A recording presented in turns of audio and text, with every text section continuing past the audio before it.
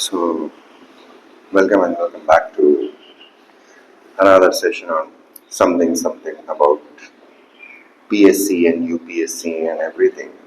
इस बार रिजल्ट की सुगबुगाहट जो थी उसको वेट तक नहीं कराने दिया और सर पे बम फोड़ दिया। इवन कि आई वाज अनअवेयर कि रिजल्ट आ गया है। और फिर जब पता चला तब तक और फिर जो उसके बारे में चर्चाएं हुई वो अलग थी। कोई मन नहीं है कि मैं उसके ऊपर इवेल्युएटिव पार्ट बनाऊं जैसा पहले बनाया करता था। सब लोग आप समझदार हैं, आप सब समझ रहे हैं कि क्या चल रहा है क्या नहीं चल रहा है। जो भी हुआ है ठीक है। अब आपके सामने उन लोगों के लिए वीडियो है जो उन लोगों में से हैं जो हमेशा खड़े हो जाते हैं गिरने के बाद भी। मेंस के बारे में हमेशा एक चीज याद रखिए, दोनों के एग्जाम्स के बारे में, प्री में और मेंस में। प्री की कोई गारंटी नहीं है, कोई वारंटी नहीं है, कोई क्या बोलूंगा उसको, सांत्वना भी नहीं है कि प्री किसकी निकलेगी किसकी नहीं निकलेगी। प्री आपके उस दिन के ज्ञान के स्फीयर में आ गया तो आप लगा दोगे। पहला ज्ञान आपको बहुत अच्छा है, अगर आपने प्रॉपर रिवीजन नहीं किया तो आपकी रुक सकती है, जो अधिकतर लोगों की रुकती है। अगर आपने एक बार दो बार तीन बार प्री निकाल रखी है या प्री दे दी है तो घमंड मत करना कि प्री का डेटा आता है। ये डेटा है, ये फैक्चुअल पार्ट है और इसको धीरे धीरे ये लोग टफ लेवल की तरफ लेकर जा रहे हैं। क्योंकि 2010 से जब से मैं पढ़ा रहा हूँ तो मेरे पास शुरुआत में, क्योंकि ऑनलाइन में उस टाइम ऐसी बातें नहीं थी, इतने ज्यादा चैनल्स वगैरह नहीं हुआ करते थे। अनअकैडमी भर था, अनअकैडमी आ चुका था, हमारी चैनल थी तो कभी कभार कुछ वीडियोस अपलोड हो जाती थी, नंबर था तो नंबर पे से फोन आ जाते थे। बिहार से फोन आते थे, उत्तर प्रदेश से फोन आते थे, राजस्थान से फोन आते थे, महाराष्ट्र से फोन आते थे। उन सबको ये लगता था कि MPPSC is easy comparative to other states, but अब वो नहीं है। अब वो मुगालता है कि MPPSC आसान है। इसका लेवल ऑफ टफनेस जो अब हम ऑब्जर्व कर रहे हैं ना पिछले कुछ सालों से, इट रिक्वायर्स डेडिकेटेड प्रिपरेशन। पहले यस हमारी क्लास में से लोग निकले फर्स्ट अटेम्प्ट के अंदर, लेकिन अब दिख नहीं रहे हैं फर्स्ट अटेम्प्ट में।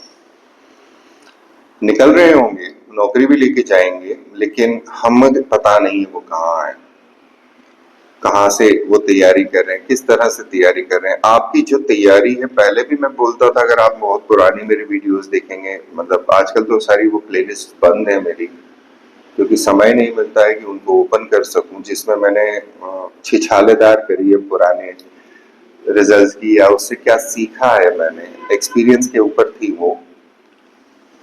तो वो अगर आप देखोगे तो हमेशा मैंने एक ही चीज कही है, बार बार कहा है कि आपको डेडिकेशन चाहिए। हर साल का एग्जाम आगे बढ़ता है, डेडिकेशन क्यों चाहिए? क्योंकि हमें वास्तव में नहीं पता होता है कि हमारी कंपटीशन कहाँ छुपी है।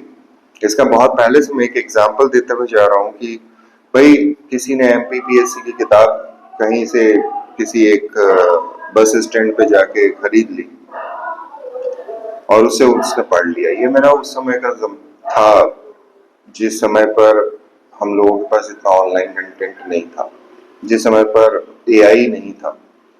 आज वास्तविकता ये है कि आपके पास कंपटीशन का लेवल और उसका स्वरूप एक्सपोनेंशियली भाग गया है, और स्पेशली लॉकडाउन के बाद AI हर एक व्यक्ति को अलग रिजल्ट देता है और डिजिटल डिवाइड है।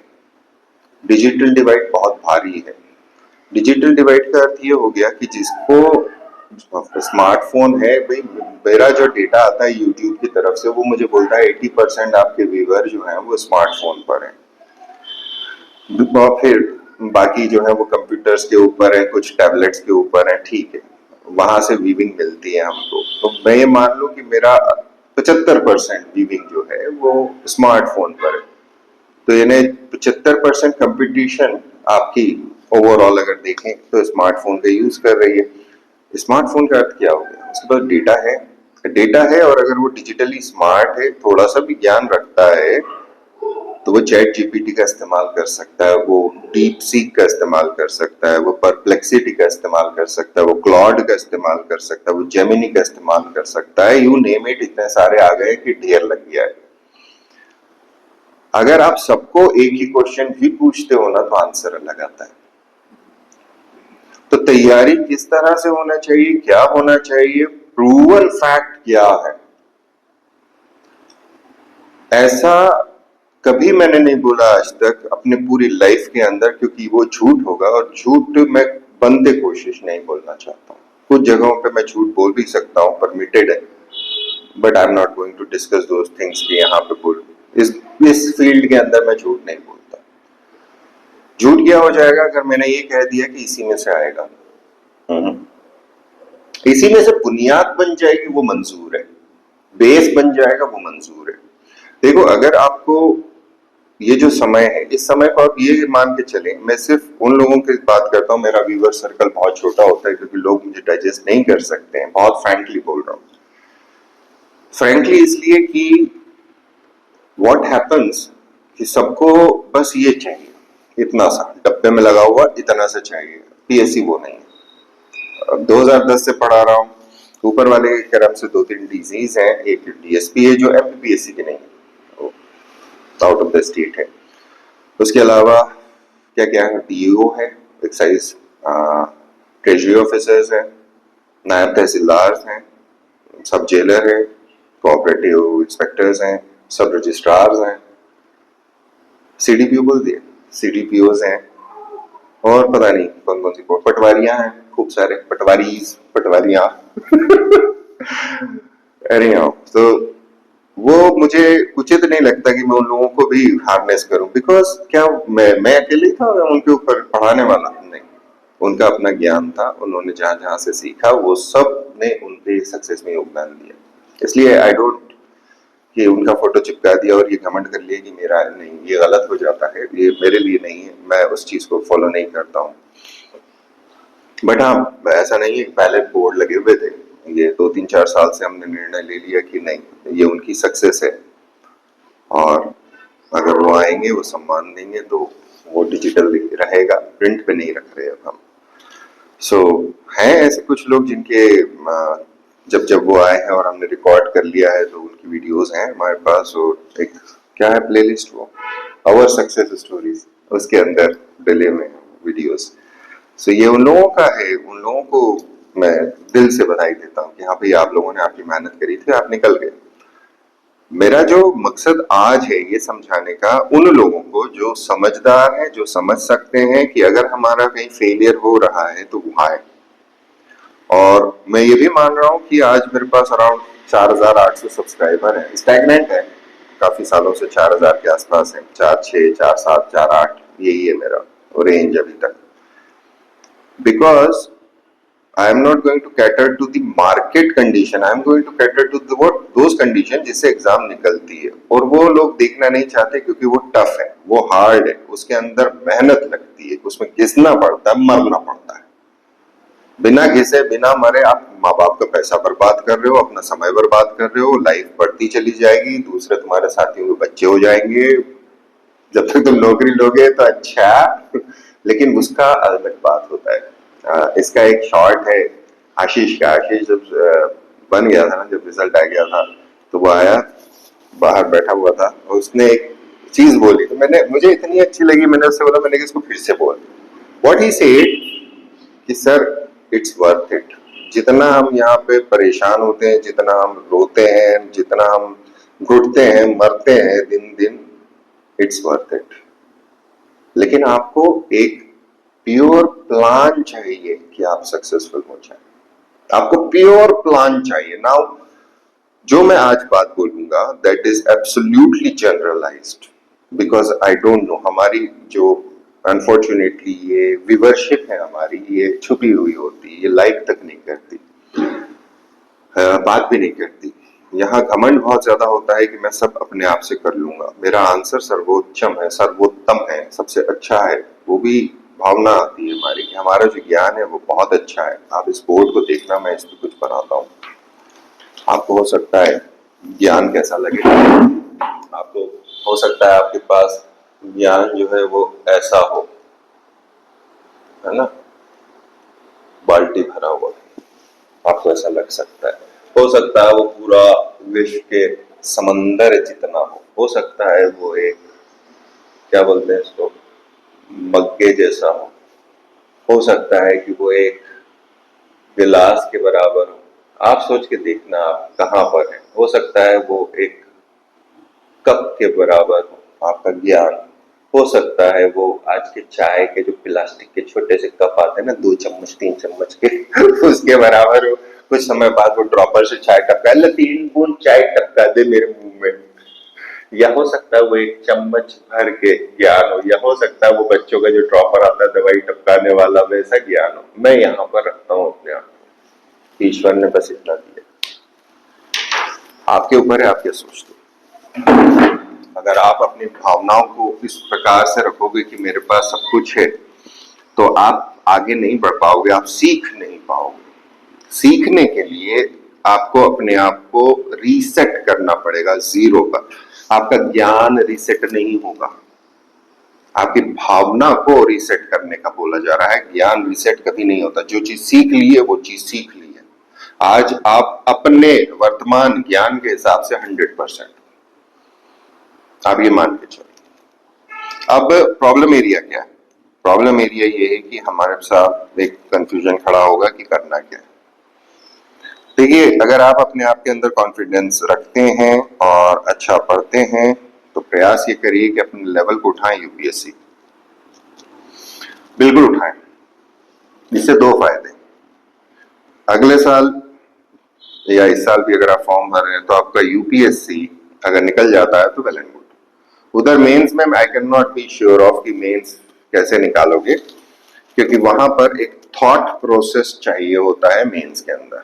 लेकिन जब तक कि आप प्रयास नहीं करोगे, जब तक आप मेंस तैयार नहीं करोगे, आपकी यूपीएससी मेंस नहीं निकल रही। 99.9% नहीं निकल रही, बिरले लोगों की निकल जाएगी। एमपीपीएससी की मेंस कितनों की निकल जाएगी? मैं आई कैन से 95% की तो पढ़ने से निकलेगी। 5% फिर भी हैं जो निकाल लेंगे, बिकॉज लैंग्वेज के ऊपर उतना कमांड नहीं चाहिए। इंग्लिश में तो चल जाता है, हिंदी के अंदर, हिंदी में यस कमांड चाहिए, क्योंकि कंपटीशन वहां बहुत ज्यादा है। प्रोफेसर्स हिंदी के बहुत अच्छे हैं, they have a command, very good command. English के अंदर उतना कम्पिटिटिव लेवल नहीं है। अब जो असिस्टेंट प्रोफेसर पहुंच रहे हैं, ये सब सीनियर होंगे, ये शायद इंग्लिश मीडियम के जब आएंगे चेक करने, तब की बात अलग होगी। अभी हमारे पास एक वैक्यूम सा है, मतलब अगर हम बोले कि 80% प्रोफेसर जो हैं रफली वो हिंदी मीडियम में ज्यादा हैं। आप सारे कॉलेजेस के अंदर देखिएगा इंग्लिश मीडियम के कोर्सेज कितने हैं, इंग्लिश मीडियम में जो पढ़ाया जाता है कॉलेजेस के अंदर वो किस तरह से पढ़ाया जाता है। तो there is a vacuum.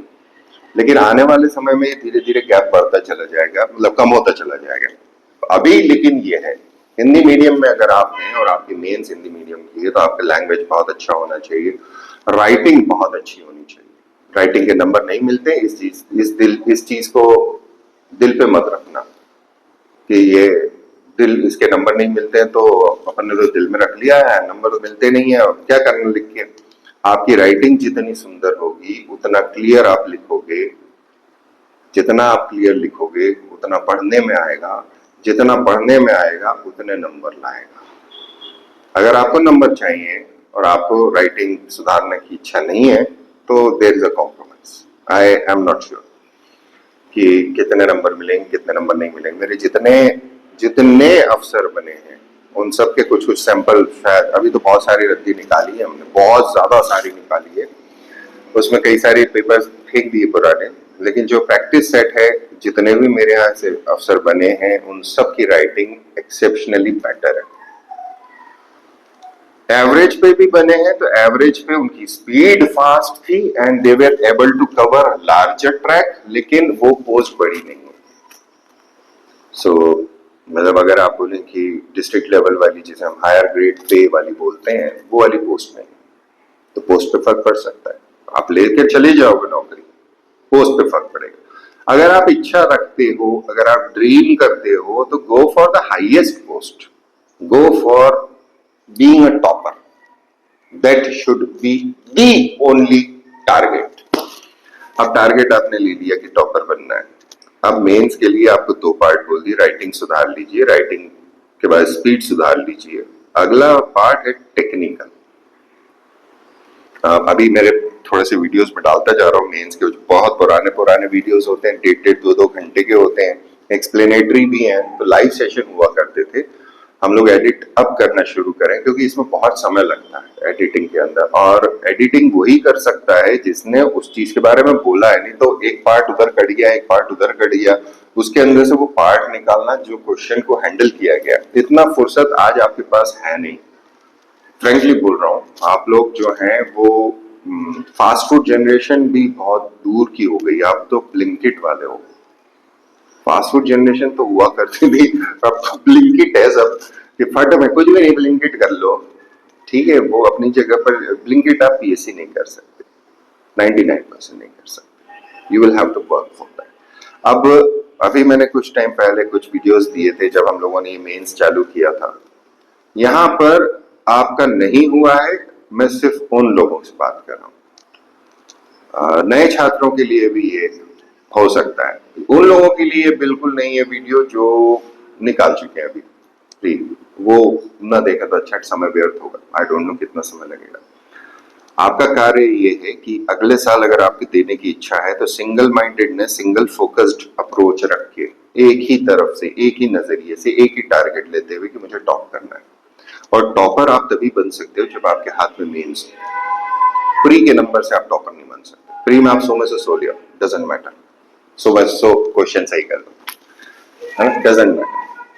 Mains के अंदर जो टॉपर बनना है तो वो कैसे बनना है, तो आपको अभी से कब तक, आई कैन से अभी हमारे पास रफली, मैं ये मान के चल रहा हूँ कि हमारे पास 9 महीने 10 महीने मान लेता हूँ, जनवरी 1 में भी हो गई तो भी मेरे पास 9 महीने हैं। अगर फरवरी में करते हैं एग्जाम तो 10 महीने समथिंग है हमारे पास। इन 10 महीनों के अंदर आपको पहले 7 से 8 महीने थॉरो मेंस करना है, थॉरो मेंस करना है।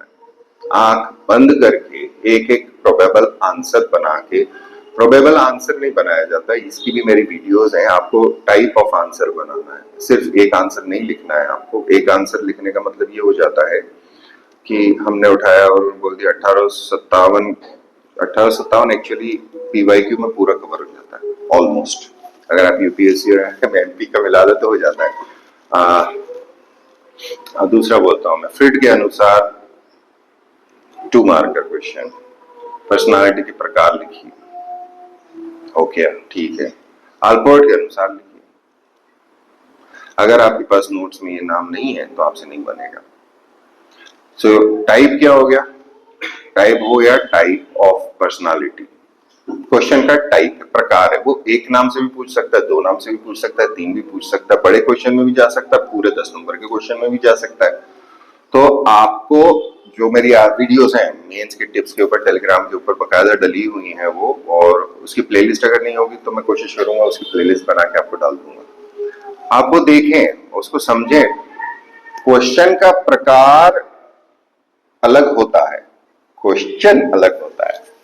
सो क्वेश्चन के प्रकार को हल करिए तो आपको पता चलेगा कि उसमें कंटेंट गैप है। कंटेंट गैप का अर्थ होता है कि मेरे पास ये चीज छूटी हुई, इसको कवर कर लीजिए। इसके वीडियो से आप देखना, मैं इस पर आज चर्चा नहीं कर रहा हूं।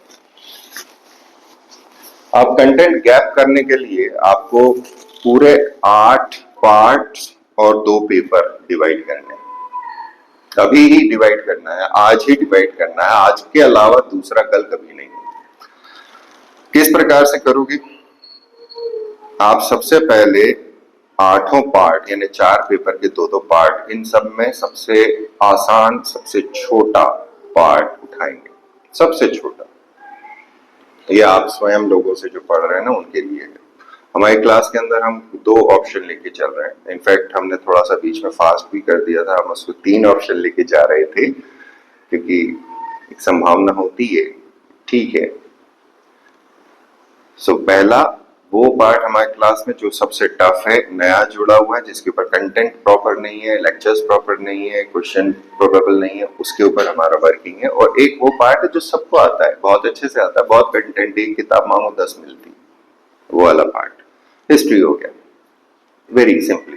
एमपी ज्योग्राफी या एमपी हिस्ट्री उतनी किताबें नहीं, आज भी कंपटीशन वहां नहीं, तो हमको उसको अलग से वर्क करना पड़ता है। सो दो पैरेलल लिस्ट लीजिए। एक, अब इसमें आपको ये समझना है कि आपको कितने पार्ट्स को कवर करना है और कैसे कवर करना है। देखिए, जब आपने ये पैरेलल बना लिया कि हाँ ठीक है, इनमें सबसे आसान और सबसे टफ वाला यूनिट निकाल दिया, तो ये मान के चलिए कि you are working on 2 units. At least I can say you are working on 40% of the syllabus of that part. 2 unit है 5 में से, तो आप 40% वर्क कर रहे हो रहा है, वो नहीं बोल रहा हूं कि 40% हो गया है, आप वो नहीं बोल रहा हूं। अब ये वाला काम आपको टारगेट लेके चलना है, कितने दिन में खत्म होगा। देखिए, जो छोटे टॉपिक है वो जल्दी खत्म होंगे, जो लंबे टॉपिक है उसको समझना पड़ेगा, उसका कंटेंट गैप पता चलेगा, फिर आप चिढ़ोगे कि इसका मटेरियल नहीं मिल रहा है, फिर इधर भागोगे उधर भागोगे, जो मटेरियल मिल जाएगा आप उसके ऊपर लेके काम करना चालू कर दोगे। फिर आपको पीवाईक्यू भी करने हैं, फिर आप लोगों को प्रैक्टिस करना है कि आंसर को एक्सप्रेस कैसे करा जाता है। ये सारी चीजों को आप लगातार करें।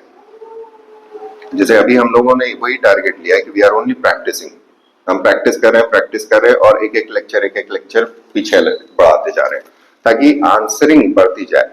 अब क्या होगा, जब आप आंसर लिखना चालू करोगे उस पार्ट में जो आपको बहुत अच्छा आता है, 8 पार्ट अगर नहीं भी आते ना, डजंट मैटर यार, तुमको एक पेपर का एक पार्ट का एक यूनिट भी अच्छे से आता है ना, स्टार्ट राइटिंग, लिखना चालू करो। 2 मार्कर लिखने की कोशिश करो, 7 मार्कर लिखने की कोशिश करो, 10 मार्कर लिखने की कोशिश करो। अगर आप ये लिख रहे हो तो हो सकता है आपको एक क्वेश्चन के अंदर ऐसा पता चले कि मेरे पास ये मटेरियल नहीं है, ठीक है, या मेरे पास ये वाला जो पार्ट है ये मेरा आता है लेकिन मैं हर जगह कर नहीं पा रहा हूं। क्यों? यहां पर आप पहले सोच रहे थे कि मेरा ज्ञान ये है, पता चलता ही नहीं यार मेरा ज्ञान तो मध्य वगैरह है, क्योंकि पढ़ा तो है, यहाँ रिटेन नहीं हुआ। यानी आपने नल के सामने वो बाल्टी लगाई थी, वो मग्गा लगाया था, तो आप पानी तो देख रहे थे लेकिन वो पानी बाहर बह गया, दिमाग में नहीं रहा। इस चीज के ऊपर काम करना शुरू करिए, दैट इज अपने टोटल फैक्चुअल कंटेंट को आंसर लिखने के बाद, मैं तो वो डायरेक्ट वहां पहुंचा देता हूं, मेरे वो सारे बने हुए हैं कि किस तरह से कौन सा आंसर कहां बनेगा, बट आप चूंकि मेरी क्लास में नहीं होंगे, अगर होंगे तो welcome, that is a futuristic thing. लेकिन अगर आप अपने आप से करें तो आपके आंसर के सेंटेंस में जो फैक्ट या जो कंसेप्ट आ रहा है वो जिस सेंटेंस के अकॉर्डिंग आ रहा है वैसा सारी जगहों पे जमा हुआ होना चाहिए। एक एग्जाम्पल आपसे बोल दिया जाए, 1857 का एग्जाम्पल है, वो बड़ा अच्छा है, सबके पास सबको आता है। 1857 में इंदौर में हुई क्रांति का विवरण दीजिए। 7 नंबर का क्वेश्चन दे दिया, प्री में भी आ सकता है। तो इस 7 नंबर के क्वेश्चन को मैं डुप्लीकेट अगर कर दूं तो सिर्फ नाम बदलना पड़ेगा मुझे, सागर, इंदौर की जगह मैंने लिख दिया सागर, इंदौर की जगह मैंने लिख दिया महिदपुर, इंदौर की जगह मैंने लिख दिया बख्तावर कहां का था, अमजेरा। कितने शहरों के अंदर 1857 का गदर हुआ था, चाहे वो सिपाही म्यूटिनी रही हो या रिवॉल्यूशन रहा हो, पीपल्स अपराइजिंग रहा हो, दोनों चीजें, दोनों अलग अलग, ये कंसेप्ट है, ये कंसेप्ट है। जैसे सागर है, नीमच है, तो सबसे पहले सैनिक रिवोल्ट हुआ है, सिपाहियों ने बवाल जो करा, सागर है, सिपाहियों का रिवोल्ट है।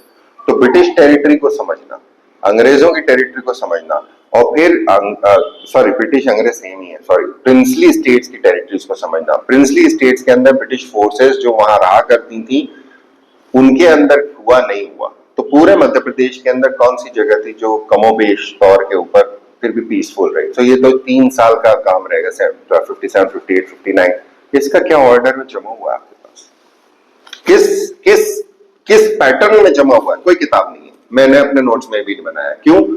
क्योंकि वो बना के दे दूं तो आप रखोगे उसको, कोई सी भी तो छाप अगरबत्ती उसको घुमाओगे, लाल पीला नीला हरा कपड़ा सफेद कपड़ा लगा के टांग पे चढ़ा दोगे, है यहाँ चाहिए, यहाँ जिस दिन आएगा प्री का आंसर कंक्रीट हो जाएगा। कब हो जाएगा? जब सब तुम लिख चुके होगे 2 मार्कर में, गारंटी दे रहा हूं। 99% गारंटी, जब तक तुम्हारे दिमाग में कोई ऐसे छेद नहीं हो, स्पंज के माफे निकल जाए, उसके बाद रिवीजन करना है। अब ये क्वेश्चन जो है ये आपको ऐसा नहीं कि एक दिन करके रख दिया, आप अगर समय दे रहे हैं 2-3 दिन का समय दे रहे हैं, ये तरीका सिखा दिया मैंने आपको कि किस तरह से आपका डेटा कलेक्ट होना चाहिए और किस तरह से टाइप ऑफ क्वेश्चन होता है, यही 1857 के अंदर आई हैव टोल्ड दैट।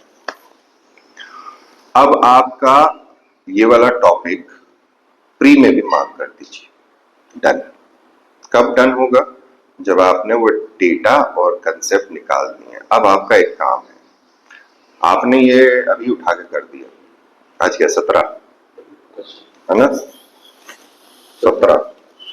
तो मान लीजिए कि अरे ये तो मुझे आता है यार, सर ने तो आज जोश भर दिया, आज तो बिल्कुल आज ही कर डालेंगे हम। आपने 18-19 के अंदर सारा ये सब कुछ काम कर दिया। 19 मार्च 19 अप्रैल तक इसका जो भी आपने पढ़ा था आपके दिमाग में 60-70% बचेगा। चुल्लू में पानी लेने के हिसाब से काम है, नहीं टिकेगा पानी। अगर धीरे धीरे गिरा भी और आप बोलो नहीं बच गया, तो 10 महीने तक तो उड़ ही जाएगा यार, बीच में भी तो गर्मी आने वाली है, तो बोलो बारिश भी तो आएगी तो दूसरा पानी आएगा ना दद्दू। रिवाइज करो, हर 21वें दिन एक टाइम टेबल आज अगर बना सकते हो, तो मैं नहीं कह रहा हूँ ये बात, मैं अपने आप से मैंने डेवलप किया जरूर था क्लास में, लेकिन फिर मुझे बाद में पता चला कि रिटेंशन की सबसे पावरफुल टेक्निक में से ये है। 21वें दिन तक तो मैं लेकर गया हूँ उसको, तो स्कूल के बच्चों के लिए अलग होता है, हम लोगों का काम अलग है, इसलिए मैंने उसको एक्सटेंड किया है।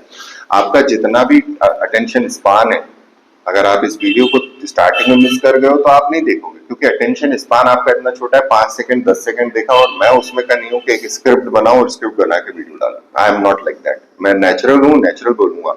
अकेले अगर आप बोल दोगे कि सर ये स्क्रिप्ट है, ये स्क्रिप्ट रखी हुई है, इसके ऊपर क्या बोलना था मुझको, सीयूईटी वाला, ये 2 पन्ने की स्क्रिप्ट है, कुछ ही नहीं बोला मैंने। सीयूईटी के ऊपर फिर कुछ और तो भी बोला है मैंने, ये नहीं बोला। सो बिकॉज आई यहाँ पे जो बोलता हूँ नेचुरल बोलूंगा मैं, उसके अलावा मैं I can not just do it. एक टेक्निक होती है कि आपका जो अटेंशन स्पान है वो कितनी देर का है। तो आप अगर पहली बार पढ़ने बैठे तो 5, 7, 8, 10 मिनट बहुत हो गया आपका स्पान है, आप तो उसमें गोल्ड मेडलिस्ट हो गए। यहाँ हमारा काम वैसे नहीं चलता, हमें हमारा अटेंशन स्पान कम से कम गिरी से गिरी हालत में 45-50 मिनट का होना चाहिए। ऐसा 45-50 मिनट का दिन का एक समय निकालना है जिस समय आपको पता ही नहीं चला 50 मिनट कहाँ चलेगा। नॉट अंगूठा चलाते हुए, अंगूठा कहाँ चलता है आपको भी पता है, उसे बंद कर दें तो बेहतर होगा। ठीक है, सोशल नेटवर्क 45-50 मिनट के बाद ये जो आपने पढ़ाई करी, ये जो समझा है, उसको फिर सोचिए, उसको समझिए। 5-10 मिनट का ब्रेक लीजिए, सिर्फ ध्यान लगा के उसको सोचिए और समझिए क्या है।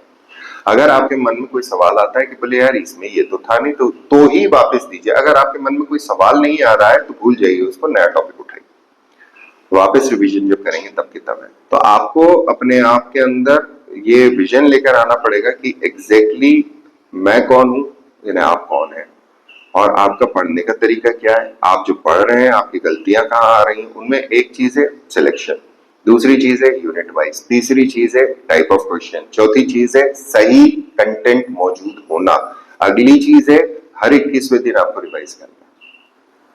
उन चीजों को जो आपको लगता है कंप्लीट हो गया, वो 21वां दिन नहीं है, इसलिए मेरी पूरी टेक्निक है 1, 2, 3 वाली है। 1 दिन, 2 दिन, 3 दिन, 5वें या 7वें दिन, फिर 7वें दिन अगर लग रहा है कि इतना रिटेंशन नहीं हो रहा है, तो हर एक बंदे के लिए अलग अलग कैटेगरी है। तो अल्टीमेटली फिर 15वें दिन, फिर 21वें दिन, इससे आपका दिमाग में जो आप पढ़ते हो वो 100% कंक्रीट होता है। कंक्रीशन चाहिए, तो आप कितने 21 दिन आप निकाल सकते हो। पहला महीना आप हटा दीजिए 15वें दिन तक का, अगर मैं लूं कि आज 16-17 तारीख है तो 1-2 अप्रैल निकाल दीजिए, चलिए अप्रैल फुल हटा दिया हमने। लेट्स से कि 4 अप्रैल से शुरू कर रहे हैं आप, तो 4 अप्रैल से आपको उस टॉपिक के कितने 21वें दिन के रिवीजन मिल जाएंगे, ये आपके पास अभी से नोट होना चाहिए, एंड आपको उसी को फॉलो करना है। जब भी आप रिवीजन करेंगे तो आप अपने नोट्स का रिवीजन करेंगे, साथ में आप नया मटेरियल उठाएंगे।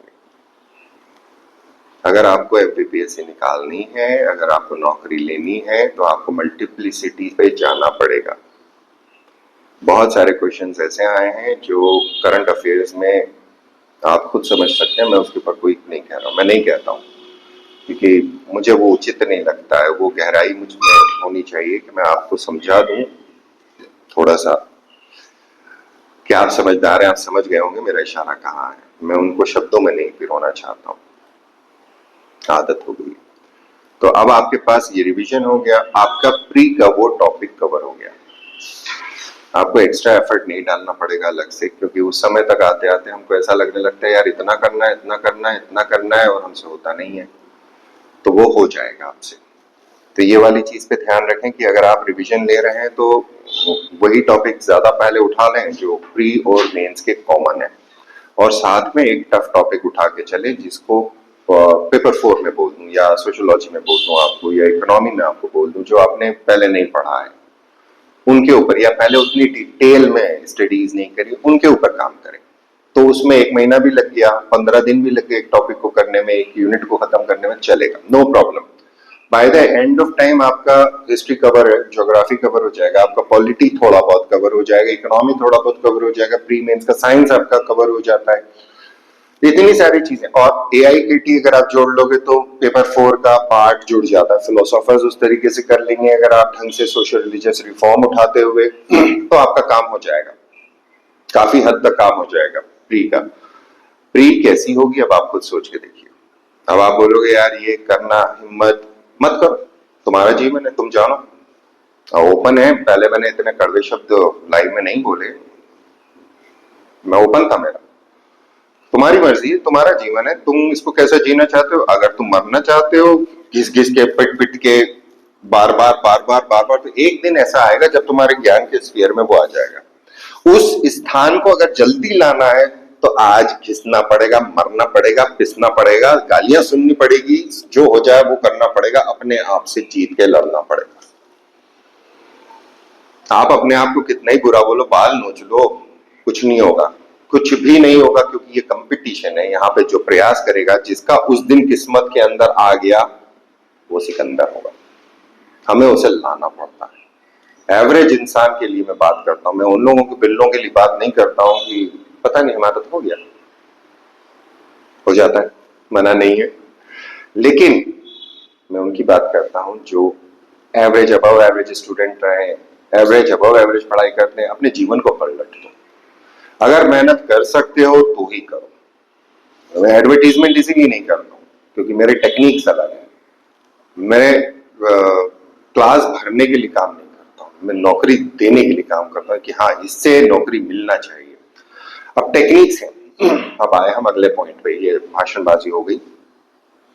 टेक्निक कौन कौन सी हो सकती है, तो आपको एक सिंपल तरीका सिखा दिया मैंने। मेंस कर रहे हैं आप, मेंस करने के अंदर जो आंसर आपको लिखना है उस आंसर को किस तरह से बनाना है। एक एग्जांपल दे रहा हूं मैं आपको।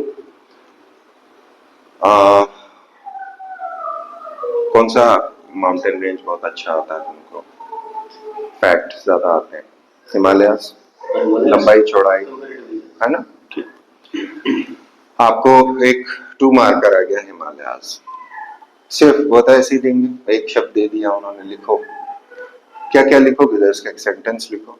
हम लोग यहाँ पर, मैं आपको, तुम लिखते रहो, मैं थोड़ा सा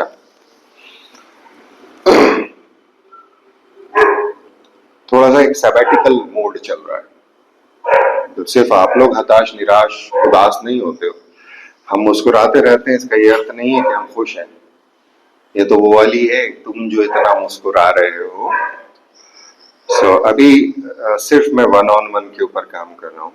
मेंस के अंदर आप आंसर लिख के लाइए, आंसर्स को हम सॉल्व कराते हैं। आंसर आपने पहले जो लिखा होता है उसको इम्प्रूव करते हैं।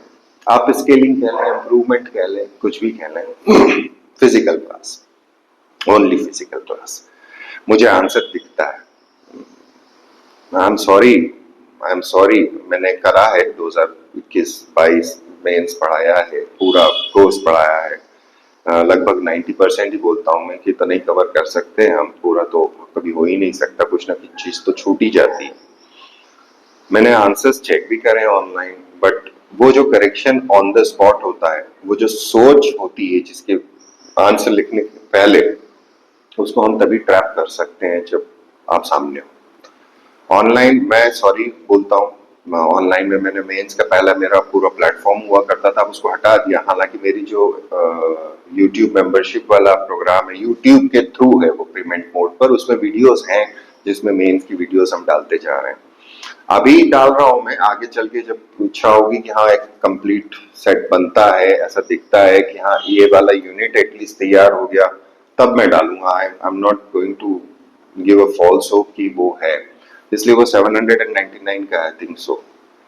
और ऑफलाइन के अंदर बेसिकली हम लोगों का जो क्लास का ग्रुप होता है उसके अंदर हम आपको जोड़ देते हैं, तो उसमें करंट वीडियो आपको मिलता है, तो वो अलग होता है हमारा। उसके अंदर आपको नोट्स कंटेंट मिल जाता है, लेकिन वो बात नहीं आती जो इसमें आती है। सामने बैठे हैं, सामने आंसर लिखा है, आंसर लिखने के बाद मैंने उसे चेक करना है, मैंने अपने ज्ञान के हिसाब से आपको ये बताना है कि इसमें क्या कमी है या इसको आप कैसे इम्प्रूव कर सकते हो। तो वहीं के वहीं जब होता है ना, तो जब तक आपको सेटिस्फेक्शन नहीं मिलेगा कि हाँ ये आंसर थोड़ा सा अच्छा दिख रहा है, तब तक आप नहीं करोगे। अभी आप क्या हो, अभी आप समंदर समझ रहे हो अपने आप को, और मैंने अपने आप को क्या बोला है, हमें ड्रॉपर की एक बूंद भी नहीं हुई, ईश्वर ने जितना दिया बस उतना ही आता है, वर्तमान में आता है। सुनाओ आंसर, हिमालय सुनाओ तेज तेज आवाज में। A sedimentary tertiary young cold mountain. गलत, सेडिमेंट्री हटा दो। आगे। A tertiary young cold mountain located north of Gangetic Plains, except Namcha Parvat in the west to Nanga Parvat in the west to Namcha Parvat in the east. Very good. Origin due to Himalayan also. Okay, tertiary period और young fold mountain के साथ तुम ये जोड़ सकते थे origin, है ना, क्योंकि वो यंग जब आप बोल रहे हो तो यंग से वही लगता है। टर्शियरी पीरियड का मतलब ही वो हो गया, टर्शियरी पीरियड ओरोजेनी को बिलोंग करता है। इसमें एक वर्ड मिसिंग है हमारा, अल्पाइन, अल्पाइन है ये जो टर्शियरी पीरियड है। इस टाइम पर दुनिया भर में जितने भी माउंटेन्स खड़े हुए हैं इन सबको अल्पाइन कहा जाता है, एल्प्स के ऊपर नाम रखा गया है। That is a time period of tertiary also. So tertiary alp एक साथ है। Young का मतलब होता है they are still in a process of being formation, तो young में आ गया। अब देखिए यहाँ पर ये जो आंसर बालक ने लिखा एंड अच्छा आंसर लिखा, very good, I am very proud of him. अब मैं इसको इस तरह से लिखूं, सबसे पहले 3 शब्द 1 2 3 और 4 शब्द हिमालयाज की प्रॉपर बेसिक फंडामेंटल क्लासिफिकेशन। तो भाई ने लिख दिया वो सेडिमेंट्री इन्होंने लिखा बिकॉज सेडिमेंट्री जो है ना वो 2 रेंजेस हैं। जो ग्रेटर हिमालयाज हैं वो उनकी पीक्स ग्रेनाइट की हैं, उनका ग्रेनाइट बाहर आ चुका है, लेकिन जो लेसर है और जो आउटर या शिवालिक से इनके अंदर सेडिमेंट्री डिपॉजिट है। इवन कि अगर हम ट्रांस में चले जाते हैं तो वो सेडिमेंट्री है।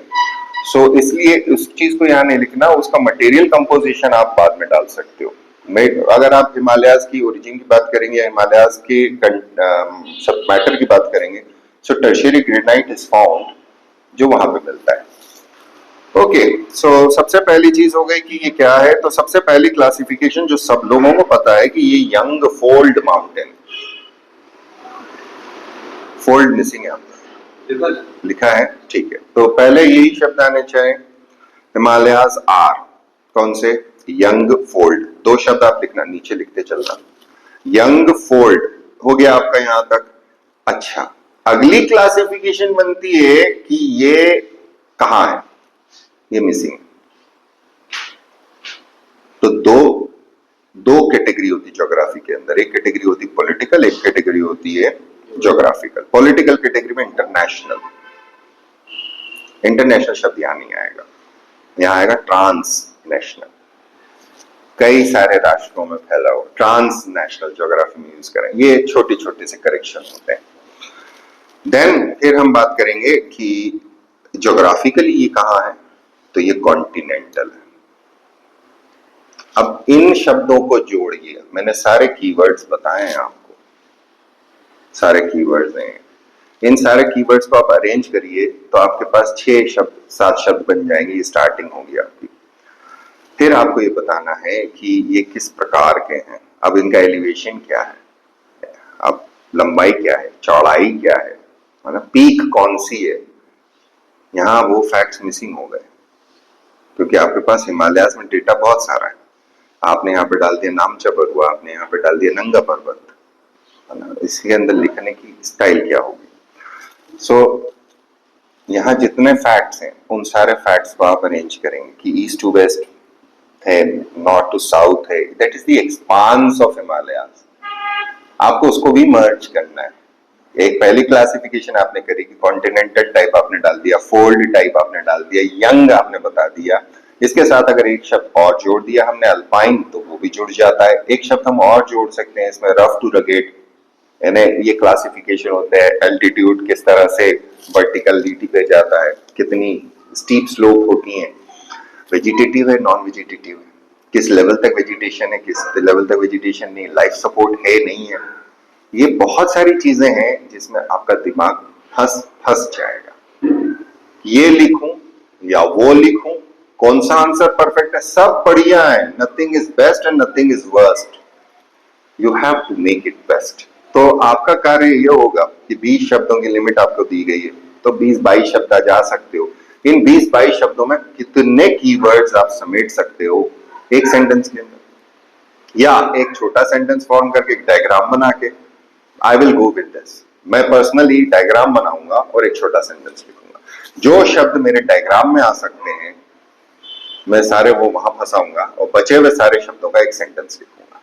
और this start is going to form the origin of my 7 marker and it is also going to form the very basis of my 10 marker. ये वर्क चाहिए, ये ओपनिंग होती है। एक बार अब अगर इसी पैटर्न के ऊपर मैं करने बैठा और मैंने आपको बोल दिया नीलगिरीज, तो जितने फैक्ट आपने पहले प्रैक्टिस में लिखे हैं वो सारे फैक्ट्स आपके पास होने चाहिए। आप कलेक्ट करें।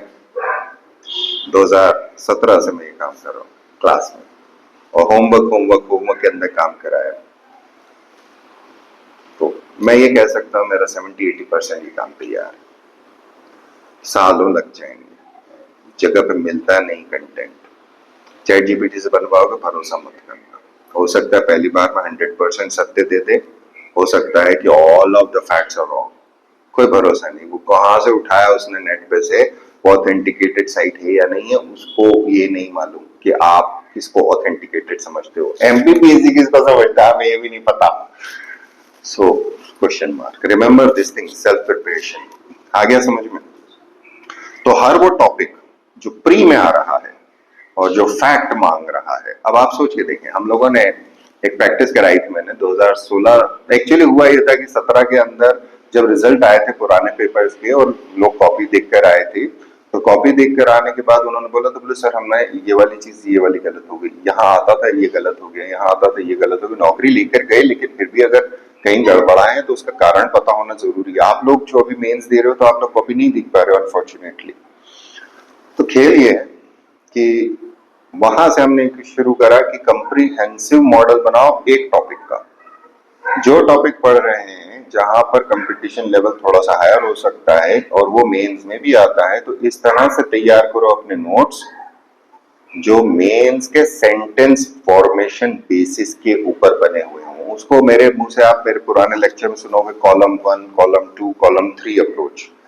कॉलम 1 वो अप्रोच होती है जो ओपनिंग लाइन बनाती है मेरी। जैसे अगर हमने यहाँ पे लिखना है हिमालयाज, तो हिमालयाज मैंने लिख दिया, उसके नीचे मैंने लिख दिया अल्पाइन, उसके नीचे मैंने लिख दिया यंग फोल्ड, बस इतना काफी है।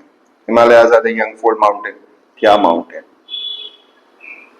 माउंटेन चेन है, माउंटेन आर्क है, माउंटेन रेंज है, माउंटेन सीरीज है। हिमालयाज ऑफ व्हाट, ये पता होना चाहिए। व्हाट एग्जैक्ट, तो माउंटेन का क्लासिफिकेशन क्या है, इतनी गहराई में आप लोग नहीं पढ़ते। आई एम सॉरी टू से, आपकी प्री निकल जाती है रट रूटा के, मेंस में इसलिए नंबर कम क्या आप लोग अपने लेवल को वहां नहीं ले जाते हो। आपको बुरा लगे तो रोटी 3 रोटी 4 रोटी खाना, दाल बाटी दाल बाफले खाना, बेहतरीन।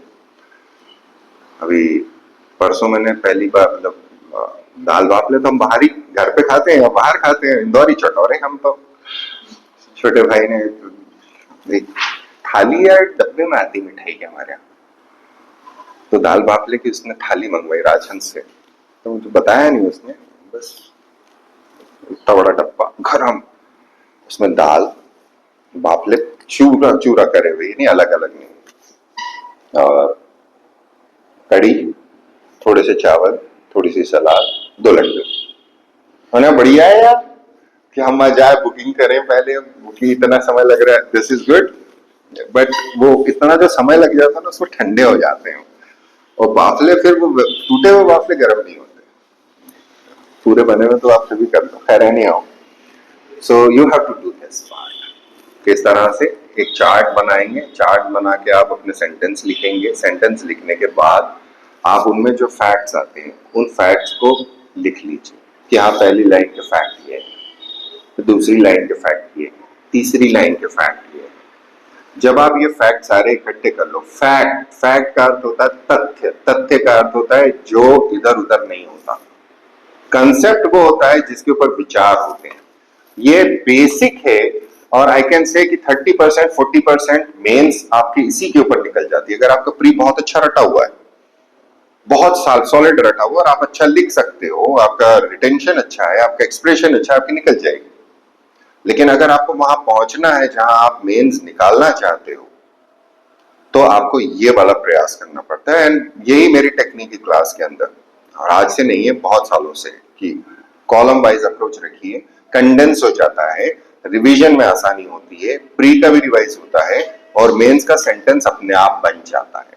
क्यों? कई बार ऐसा होता है कि हम मेंस का आंसर लिखना चाह रहे हैं, यहां है, लेकिन शब्द बिगड़ रहे हैं, सेंटेंस सही नहीं आ रहा, और खासतौर पे इंग्लिश मीडियम वाले, यानी इंग्लिश माध्यम या अंग्रेजी मीडियम, जो हर जगह आज कुकुरमुत्ते की छत्तों की तरह खुले हुए हैं, नॉट मधुमक्खी की छत्ते।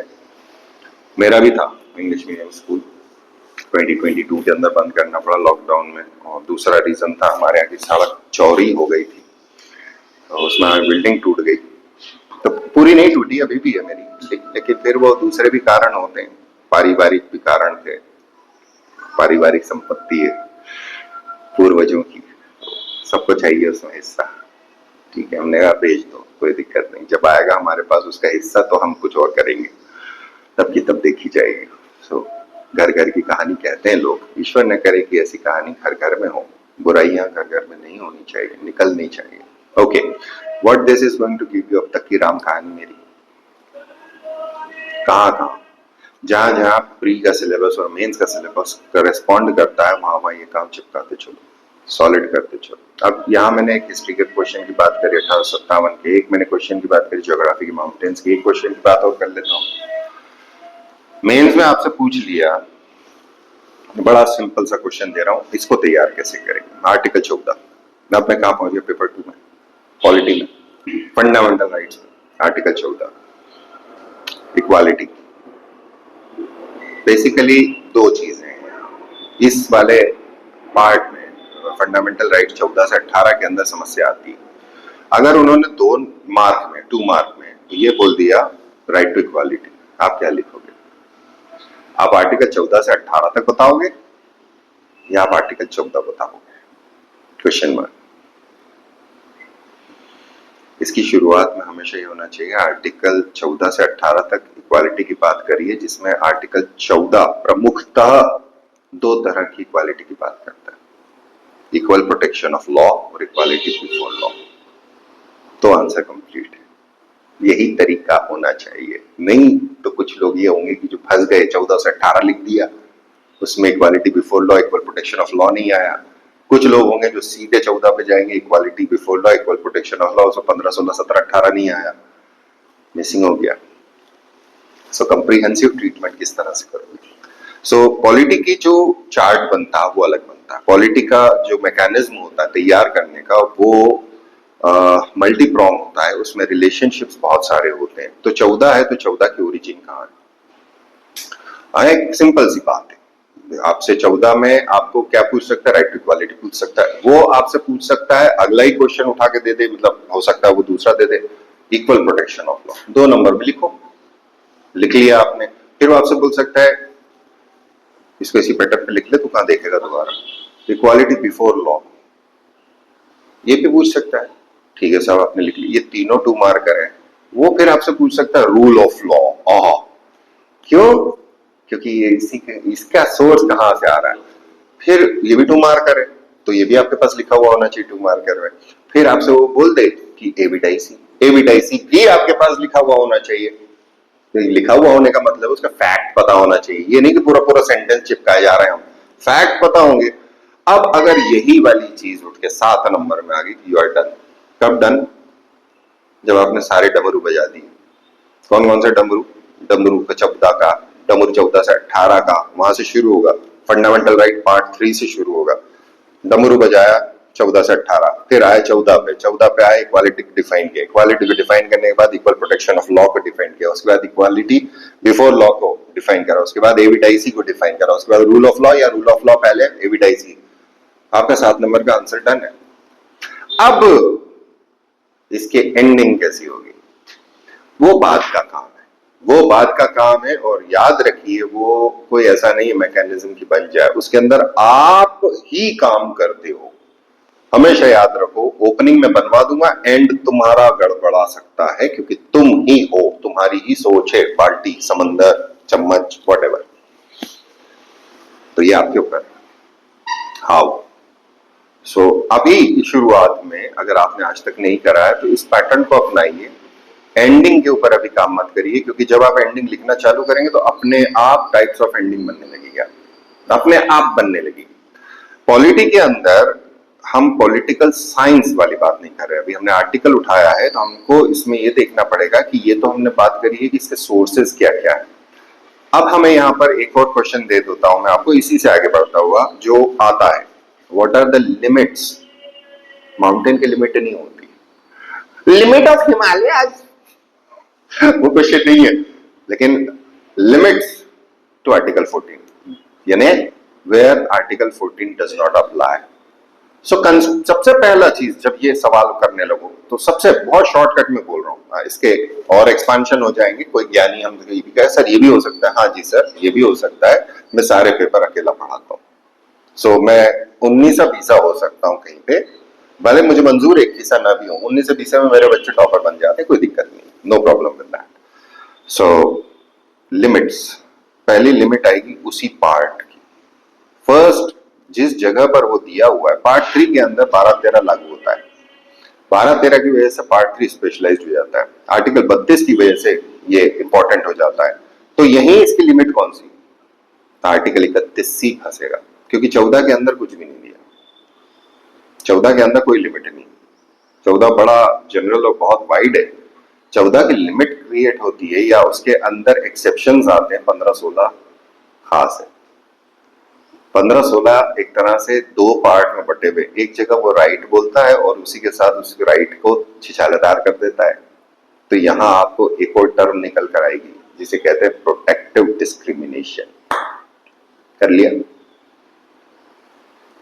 इसको लिखना जरूरी है। अब प्रोटेक्टिव डिस्क्रिमिनेशन था तो इस पे विवाद होंगे, अगर कोई अमेंडमेंट हुआ 15 में, अगर कोई अमेंडमेंट हुआ 16 में तो विवाद होंगे। तो क्या वो विवादों की हिस्ट्री आपके पास है?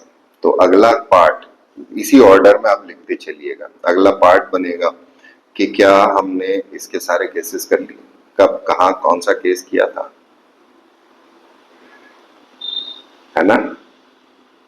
अब क्या हो गया, वर्तमान में स्टेटस क्या है,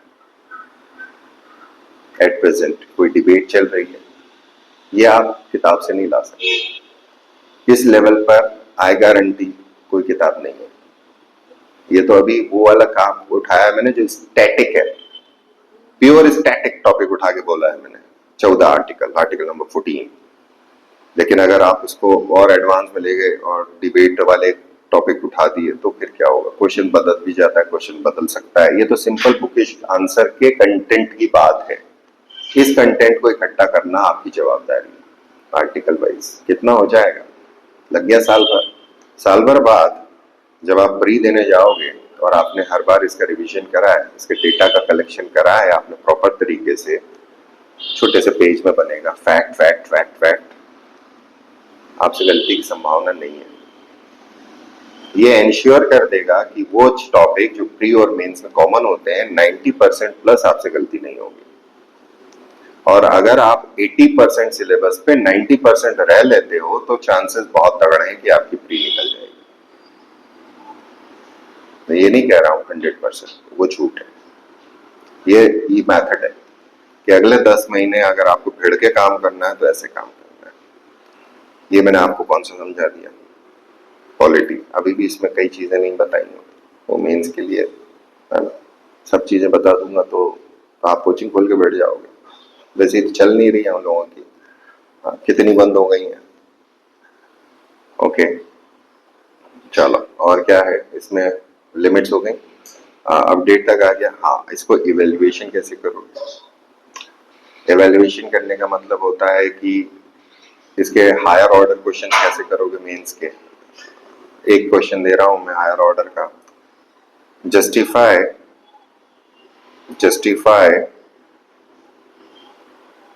वाई। मैंने शब्द दिया जस्टिफाई, तो you have to justify either by yourself और बाय समबडी एल्स, जिसके कंधे पे आप बंदूक रख के चला दो। शिवाजी महाराज को याद कर लो, है ना, वो फ्रांसीसियो पुर्तगालियों से तोपें खरीदे थे, तो उनकी वाली तोप ले लो, तुम चला दो कि शिवाजी महाराज के अकॉर्डिंगली यहाँ पर।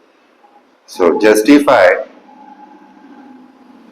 The concept of protective discrimination in Indian constitution.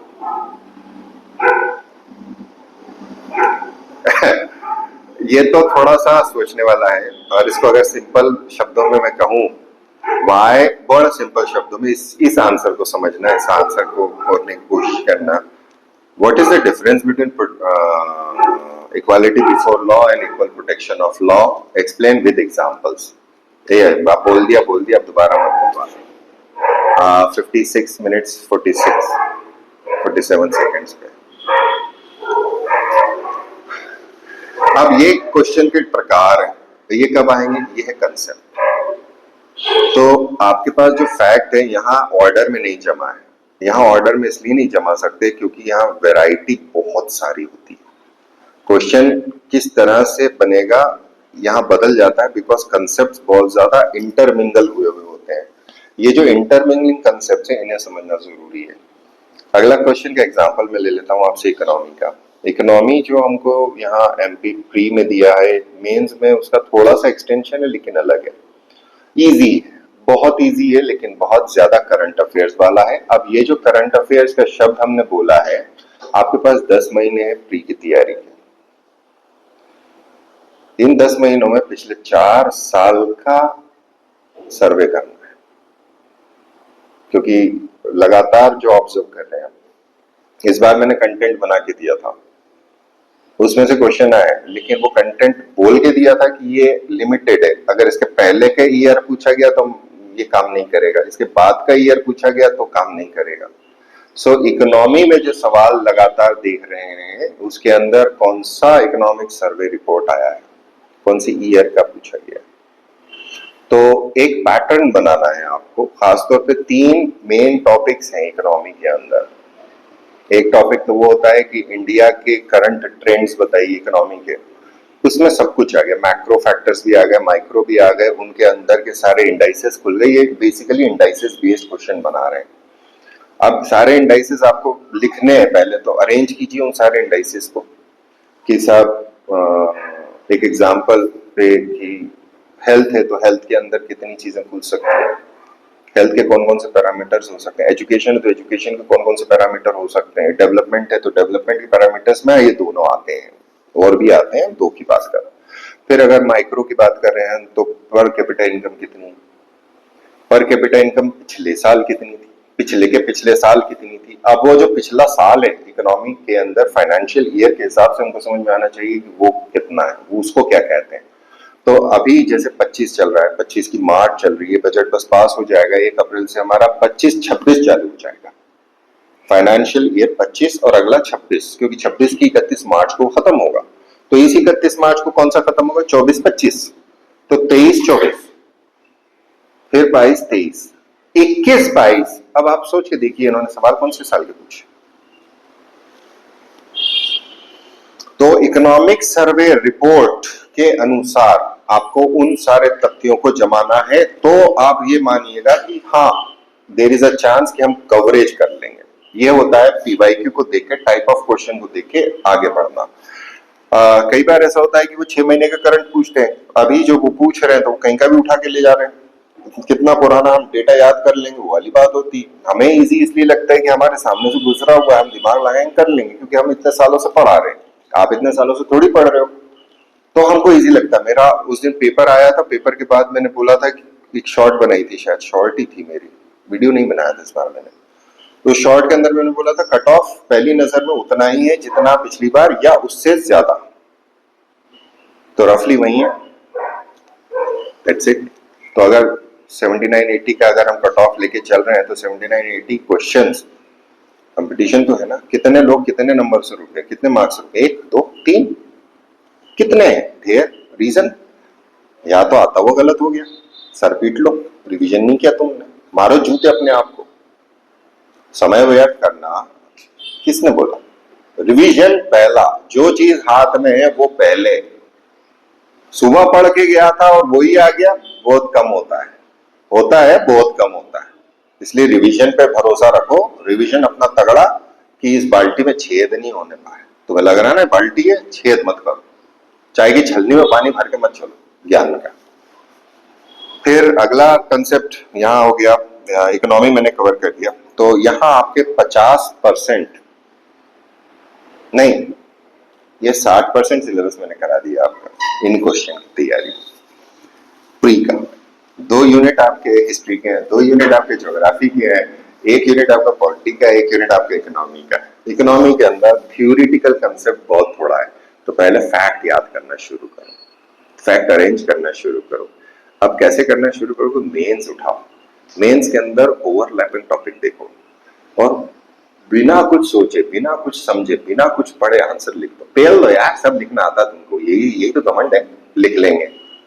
लिखो, अब लिखा, अब उसको रख दो 2-3 दिन के लिए, है ना, उसको सेतो थोड़ा, जब मुर्गी अंडे सेती है ना वैसे सेतो उसको पकने दो, परिपक्व होने दो। उसके बाद 2-3 दिन बाद फिर उठाओ, उस आंसर को पढ़ो और उस आंसर को पढ़ने के बाद सोचो कि इसमें फैक्ट्स कौन से कम है। पहला क्या निकालोगे? फैक्ट कौन से कम है, ये फैक्ट इकट्ठे करने। ये फैक्ट जब इकट्ठे कर लोगे तो इनसे एसोसिएट करना कि ये आते कहां से, निकलेंगे कहां से, और जब ये कहां से निकलते हैं वो सोर्सेस तुम्हारे पास आ जाएंगे और उन सोर्सेस पे तुम्हें काम करना। क्या हो गया? कहाँ है माथा बोल? क्या समझ में आया?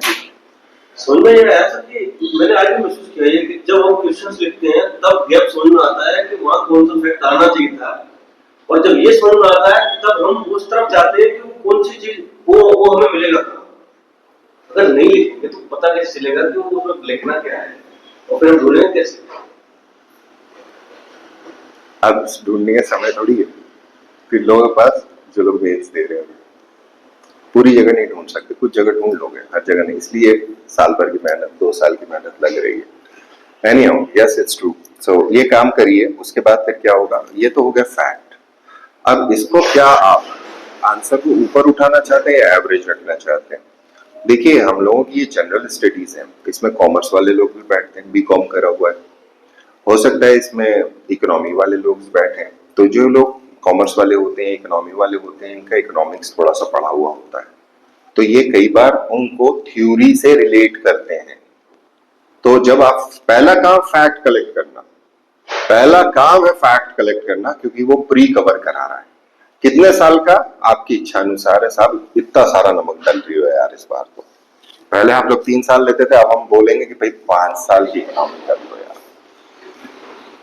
3 साल का करंट पढ़ के जाते थे शुरू से, अब हम बोल रहे हैं कि भैया 5 साल की कर लो। और ये आज की वर्तमान स्थिति में बोल रहा हूं। 3 महीने बाद आप बोलोगे मुझसे तो मैं बोलूंगा 3 साल का कर लो, 6 महीने बाद बोलोगे बोले 1 साल का कर लो। जब तुम एग्जाम के 3 महीने पहले आओगे तो साफ मेरे शब्द होंगे 3 4 5 6 महीने का करंट करके चले जाना, क्योंकि उतना समय नहीं है कि इतने सारे वॉल्यूम को कवर कर पाओगे, रिविजन कर पाओगे। सो आई हैव टू चेंज। इसलिए आप ये कभी मुझसे मत बोलना कि सर उस समय तो ये बोला था, उस समय तो ये बोला था। समयानुसार अभी मेरी बात हो रही है उन लोगों के बारे में जिन्होंने प्री दी थी और प्री रुक गई है, या जिन्होंने पहले मेंस भी दे रखा है। Find out your mistakes 100%। तुम्हारी कोशिश है नहीं, तुम निकाल लो, हम सिर्फ गाइड लोग, लालटेन है। ओके, ये वाला पार्ट मेरा इकोनॉमी का कवर करा था, इसमें कंसेप्ट जोड़ो। कंसेप्ट पे पहले मत जाना, क्योंकि एमपीपीएससी के अंदर कंसेप्ट्स उतने ज्यादा जरूरी नहीं है। माइक्रो पढ़ रहे हो, मैक्रो पढ़ रहे हो, ज्ञान होना चाहिए, क्योंकि 2 वर्ड्स के अंदर 2 मार्कर में क्वेश्चन आ सकते हैं, इसलिए उनकी डेफिनेशन तुम्हारे पास सबकी होनी चाहिए। मैक्रो के फैक्टर्स, माइक्रो के फैक्टर्स, जैसे पर कैपिटा इनकम बोल दिया, एक एग्जांपल ही है हमारा, या उन्होंने बोल दिया कि आपका जीडीपी की फुल फॉर्म, मतलब जीडीपी लिख दिया बस उन्होंने 2 नंबर में। अब जीडीपी आप लिखने बैठोगे तो जीडीपी क्या है, अब ये इसी का एक्सपांशन दे देगा, बोले जीडीपी क्या है। पहला क्वेश्चन 7 नंबर के अंदर जो पहला पार्ट बनेगा वो यही बनेगा, जीडीपी क्या है, जीडीपी कैसे मेजर की जाती है, उसका अगला पार्ट उठा के दे दिया। तो क्या आपके पास मेजरमेंट है जीडीपी का? इस तरह के जो क्वेश्चन का इवोल्यूशन होता है, कंसेप्ट के ऊपर होता है, वो आपको आना चाहिए। तो मैंने इकोनॉमी भी कवर करा दिया। साइंस बड़ा अच्छा है, बहुत आसान है, बड़ा सिंपल। बायो करने बैठो, पहले सबसे पहले आती हो नहीं आती हो, 9th 10th 11th 12th की बायो की किताबें डाउनलोड करो, एनसीईआरटी, इंग्लिश में, हिंदी में, उर्दू में, 3 लैंग्वेजेस आती हैं। अब आप वो डाउनलोड कर लिए, डायग्राम बनाना चालू करो। बायो है डायग्राम, बायो बिना डायग्राम के मेंस में आंसर नहीं लिखा जाएगा। डायग्राम कंप्लीट करो, तुम्हारा आंसर होगा प्री के।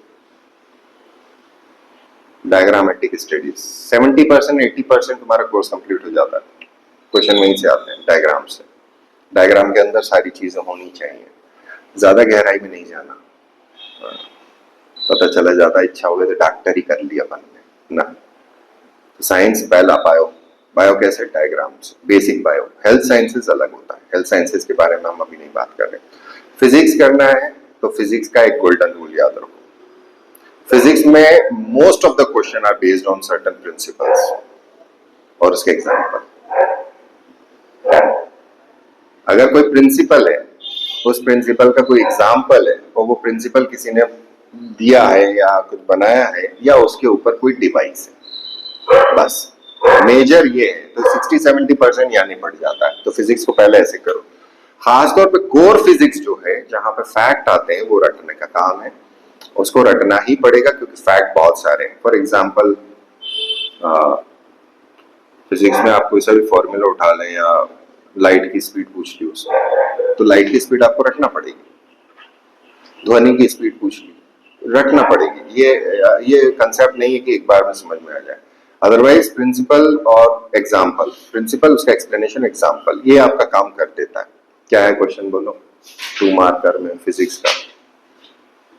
फिजिक्स में energy has the same unit as that of water. हाँ ठीक है, ये आगे यूनिट्स एंड डायमेंशन से क्वेश्चन, ये रटना पड़ेगा। हाँ आगे, what is the speed of light in electric, जो अभी बोला। और what is the SI unit of electric current, रटो। गिव एग्जांपल्स ऑफ उसके बाद है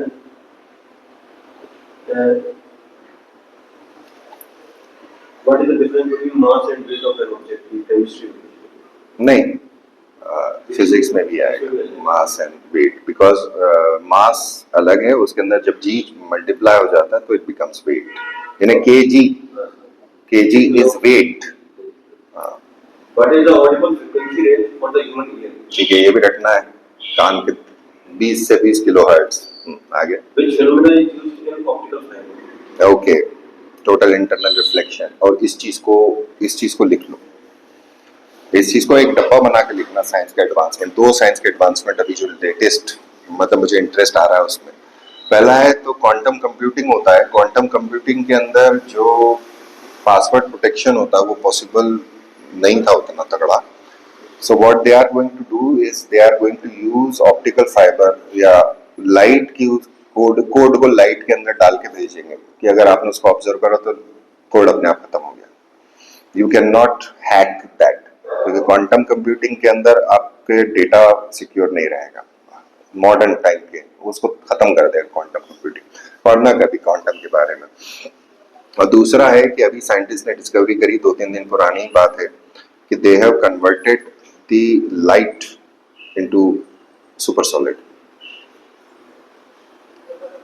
अमेजिंग काम करा सुपर सॉलिड। तो मैंने कल उसका छोटा सा ब्रीफ देखा था, अभी आई बी स्टडीइंग इट कि super solids are different, they behave, मतलब सॉलिड जैसा बिहेवियर नहीं होता बट दे सॉलिड जैसे भी होते हैं, उसमें फ्लूइड वाली भी वो होती है।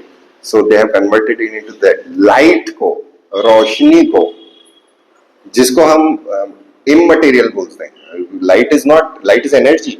उस एनर्जी को अगर वो एक मटेरियल फॉर्म में लेकर आ रहे हैं तो that is something something a huge break through.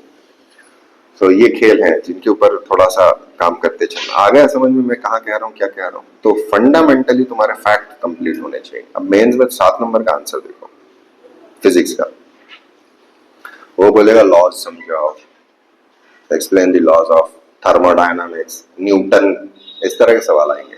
क्या है बोलो? Describe the uses of a convex mirror.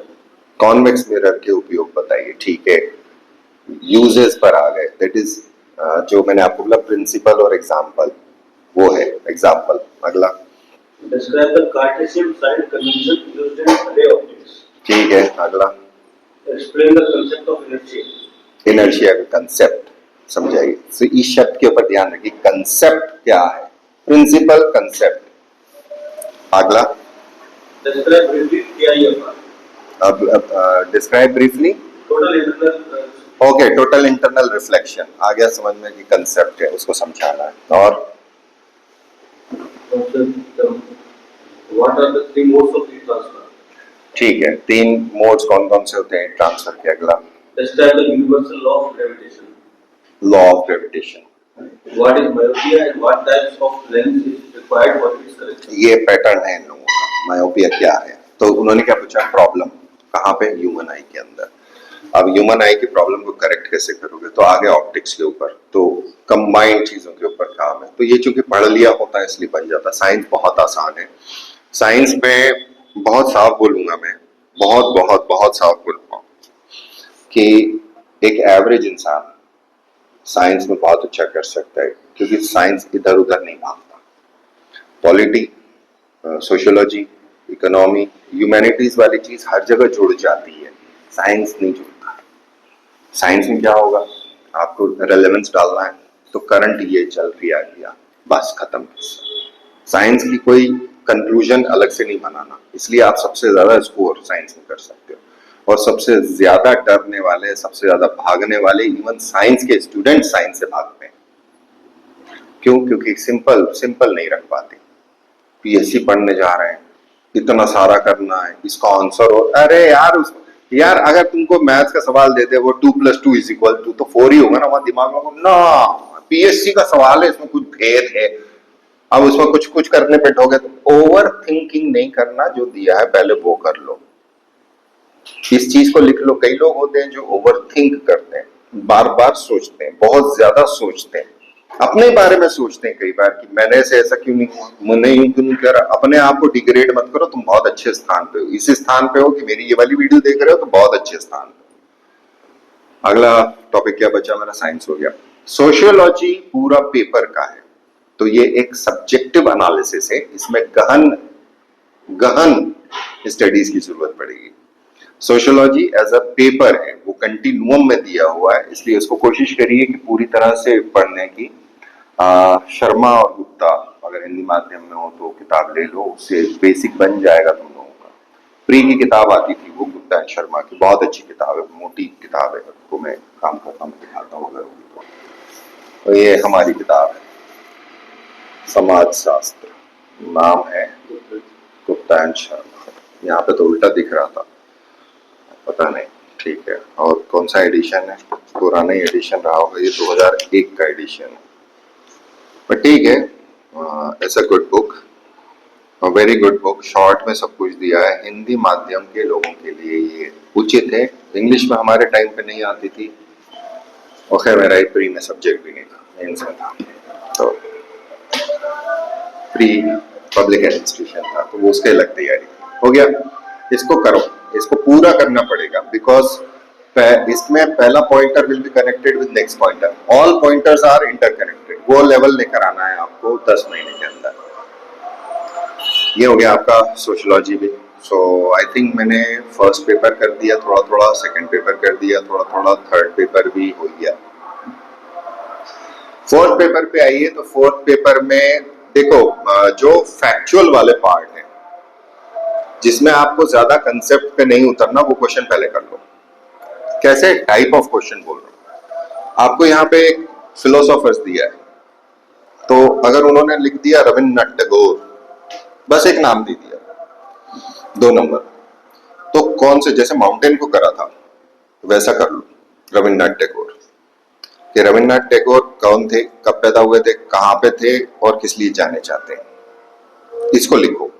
तो रविंद्रनाथ टैगोर जैसे ही नाम आता है तो उनके पहले आप क्या लगा सकते हो, यानी उनका एडजेक्टिव क्या होना चाहिए, सर रविंद्रनाथ टैगोर।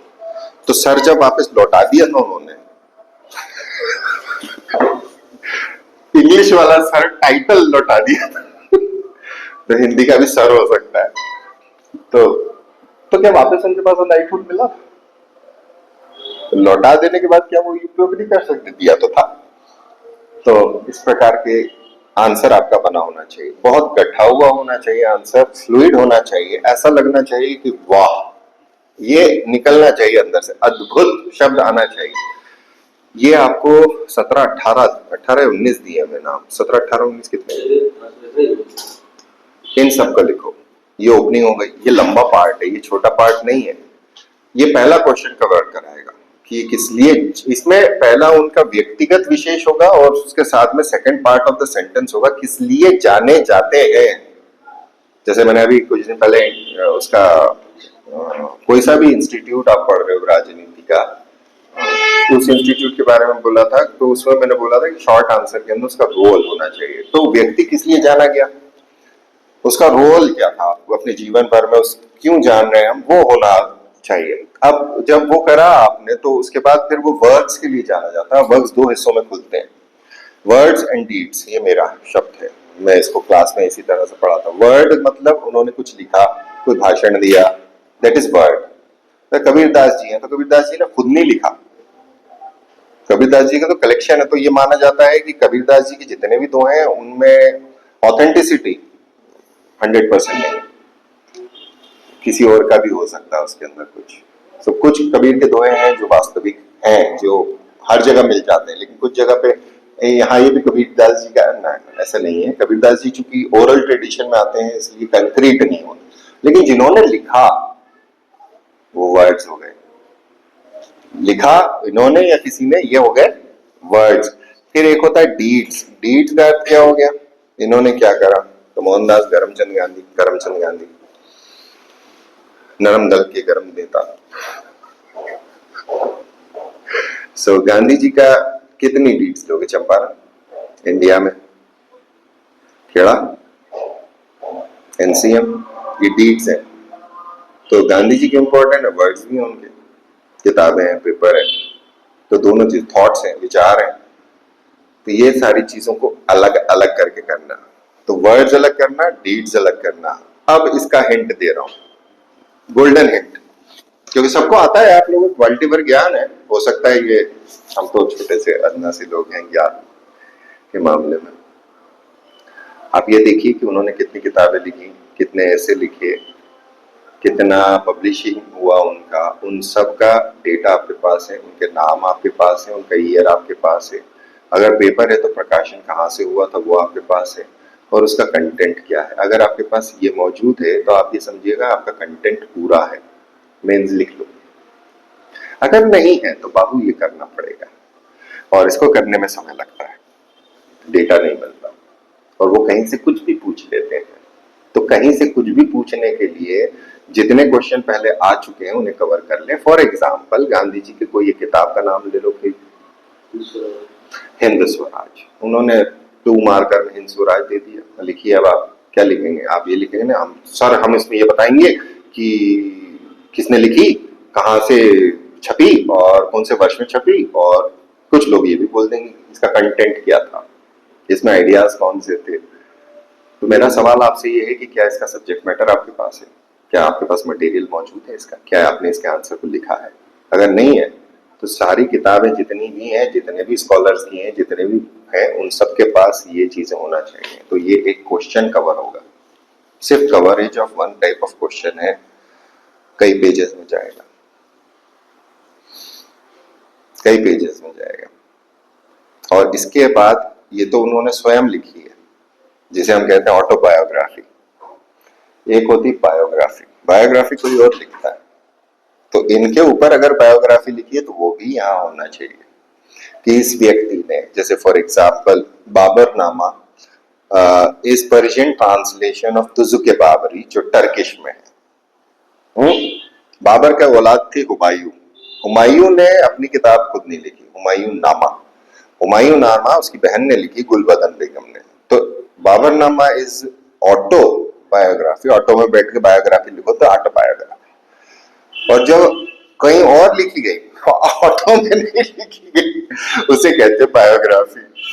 तीसरा अकबर, तो अकबर तो अनपढ़ था, लेकिन अकबर की ढेर बायोग्राफीज है। उसी के समय पर हिस्ट्री बहुत खतरनाक है, तो अकबर के टाइम पे जो लिटरेचर का काम है ना, हिस्ट्री का काम बहुत खतरनाक है, ये अंतर आना चाहिए। तो अब रविन्द्रनाथ टैगोर के ऊपर किसने क्या क्या लिखा, कौन सी किताब उनकी बायोग्राफी के बारे में। अब वहीं यहाँ पर ये तो हमने किताब पूछी, अब हम वहीं दे देते हैं आपको एक नाम लिखा हुआ, शांति निकेतन। पढ़ा तो था, आप लिखोगे शांति निकेतन की स्थापना रविंद्रनाथ टैगोर ने की थी। जो बचपन में पढ़ा था वो याद है आपको, वो आपने लिख दिया। आपको एवरेज मार्क मिल जाएंगे लेकिन फुल मार्क्स नहीं मिलेंगे। अगर पूरे मार्क्स लेने हैं, अगर ये 10 महीने 11 महीने आप औखली के अंदर पड़े हुए हो और दम मूसल आपको टूट रहा है, उसके लिए तैयार हो, तो हर स्थान पे जिसने जहां पे जिस स्थान की स्थापना करी है या उनके चेलों ने उनके नाम पे स्थापना करी है, लिख डालो। रामकृष्ण परमहंस, आपको डायरेक्टली सिलेबस इस बार भी नहीं है ना, परमहंस नहीं होंगे, परमहंस को नहीं देते ये। और मुझे बड़ा सवाल है कि परमहंस को क्यों नहीं देते, बट वो एक थॉट प्रोसेस है, क्योंकि Vivekananda is very easy to harness. Ramakrishna Paramahamsa ऐसा व्यक्ति था जो अलग अलग धर्मों को बताता था कि हम एक हैं, वो असल यूनिटी पैदा करने वाला व्यक्ति। उनके चेले हैं स्वामी विवेकानंद जी, वो कैसे बोल सकते हैं कि सिर्फ यही धर्म है। उन्होंने स्थापना किसके नाम पे करी, बस इतना समझ, ये कर लो तो तुम्हारे 70-80% डन हो जाएगा। कौन सा, ब्रॉडर एस्पेक्ट में। फिर क्या होता है, जब आप किताब का लास्ट वाला पार्ट लिख रहे थे ना, तो उसके अंदर आपको लिखना है उस किताब के अंदर कौन से थॉट्स दिए हैं, किस जगह पर किस पेपर में कौन सा थॉट उस व्यक्ति का दिया है, तो ये थॉट भी पूछते हैं। 2 मार्कर में उठा के थॉट पूछ लेंगे। दिस इज 80% 85% आपका आंसर्स की प्रोबेबिलिटी यही हो जाएगी। मेहनत लगेगी, करना चाहो करना, नहीं करना चाहो जीवन तुम्हारा, मजे ले लो। करोगे तो मजे आएंगे, नौकरी मिल सकती है, संभावना अच्छी बनेगी। ये वाला पार्ट आप करें क्योंकि इसमें समय लगता है और ये मैथमेटिकल है, फिलोसोफर्स वाला part. Mathematical in the sense इसको कह सकते हो कि हिस्ट्री जैसा है। इसमें AIKT जोड़ दिया है, षड दर्शन जोड़ दिया है, तो षड दर्शन यहाँ पे पूरा करना, बहुत अच्छे से करना। मैं अपना ट्रेड सीक्रेट नहीं बता रहा कि मैं कहाँ से कराऊंगा, मैंने ये किताब बता दी ना, खुश रहो। क्यों, क्योंकि मैं इसके ऊपर निकला हुआ हूँ, इसलिए। अभी मेरे पास जो सोर्स है वो मैंने बताया, षड दर्शन का। आपको जहां से करना है आप करो। उसके बाद क्या है, एटीट्यूड इजी है। ये एटीट्यूड, एप्टीट्यूड और EI बहुत इजी है, कोई सी भी किताब से करो, कंप्लीट करना, क्वेश्चंस PYQ देख के कंप्लीट करना, कर लो। इसमें पार्ट टफ है जिसे हम कहते हैं मोरल्स, एथिक्स, वैल्यूज। इसको डाइजेस्ट करना, इसको समझना इसलिए जरूरी है क्योंकि यही पार्ट आपको केस स्टडी में काम आता है। और इसको डाइजेस्ट करने का मतलब इसे पचाना, क्योंकि आप जब पढ़ने बैठोगे तो आपको लगे मोरल भी तो वही है, वैल्यू भी तो वही है, वर्च्यू भी वही है, अंतर कहां कहां कितने छोटे छोटे हो जाते हैं, इथिक्स भी वही है, कॉन्शियंस भी वही है, फिर अंतर क्या है। तो इसके लिए एक वीडियो है, शायद पब्लिकली पढ़ी होगी मेरी, ऑल इन वन वीडियो है, एक ही क्लास के अंदर आप सब समझ जाओगे बेसिक। तो इसको करना, बहुत ध्यान से करना, क्योंकि यह इंटरकनेक्टेड है। इसमें फिलोसॉफी भी जोड़ती है, इसमें साइकोलॉजी भी जोड़ती है, तो ये पावरफुल पार्ट है। फिर इसका पार्ट भी जो है, पार्ट भी क्या था, करप्शन बहुत इजी है, लेकिन अब अनफॉर्चुनेटली उन्होंने करप्शन को रिड्यूस कर दिया है, श्रिंक कर दिया। पहले वेटेज ज्यादा था, वेटेज कम है, लेकिन करप्शन करिए, मतलब करप्शन, सॉरी है ना, करप्शन की पढ़ाई कीजिए कि करप्शन न करें जीवन में। अगर आप देख रहे हैं तो आपसे निवेदन रहेगा कि आप लाइक तो करोगे नहीं, शेयर तो करोगे नहीं। पीएससी वाले हो, अभी से अफसर बन के बैठे हो, बट ये याद रखना कि मेरे शब्दों को आपका जीवन है, आप जानते हो, आप बेहतर जानते हो। मैं यहाँ पर हूँ और मेरी बातों को आप सुन रहे हो तो ये भी कहना मेरे लिए आवश्यक है, ये जीवन आपका है, ये राष्ट्र आपका है, ये राज्य आपका है, ये समाज आपका है, ये परिवार आपका है। आप अगर करप्शन करेंगे तो आप अपने राष्ट्र के खिलाफ, अपने राज्य के खिलाफ, अपने समाज के खिलाफ काम करेंगे, अपने परिवार के खिलाफ भी काम करेंगे। आपको लगेगा कि हम परिवार के लिए कर रहे हैं। स्वयं ये परीक्षा रही है आपकी। I don't know what are the levels जो आपके मोरल्स कहेंगे। इथिकल कोड ऑफ कंडक्ट क्या कहेगा वो अलग होगा, मोरल आपका अपना रहेगा। सो मेरी तो हर एक से ये होती है कि आप कोशिश कीजिए कि आप ईमानदारी से काम करें, जिसको आपकी जरूरत है उसके लिए आप आउटरीच करके कार्य करें। ये निवेदन है मेरा आपसे।